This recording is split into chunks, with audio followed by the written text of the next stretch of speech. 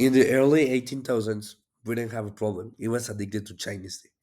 Europe wanted silk, porcelain, and tea in massive quantities, but China didn't want Western goods, so the silver only flowed into China.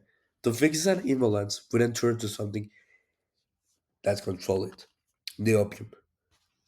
The opium was a popular drug in that moment that was grown in British ruled India. So they smuggled it into China where addiction spread rapidly. This wasn't just trade, it became a cornerstone of Britain's imperial economy. For China, opium wasn't just an economic issue, it was tearing social structures apart. Families freed, soldiers unfit to serve, silvers reserved drains, and government struggled to maintain order. So the King Imperator appointed Lin Sexu I commit reformer to end the crisis. He seized and destroyed tons of opium along the coast. It was a bold act of resistance, and Britain took it as a declaration of war.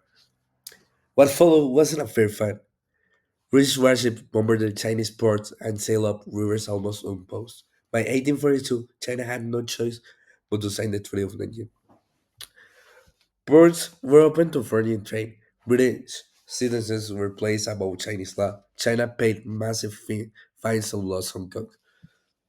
China wasn't fully colonized, but it lost control of its own borders, economies, and law. The Opium War are often viewed in China as the starting point of a prolonged period of intervention known as the Century of Humiliation. This experience motivated later reforms movements, efforts to modernize the state, and eventually contribute to the fall of the Qing dynasty. Today, the memory of these events influences China's national identity. Foreign policy and emphasis on political sovereignty, while the wars occurred nearly 2 centuries ago, they continue to shape how China views international power dynamic and its role on the global stage. Reflecting on colonial history is important because it helps explain current political relationships and economic inequalities. Understanding cases like the Opium Wars show how international conflicts can reshape nations long after fighting ends.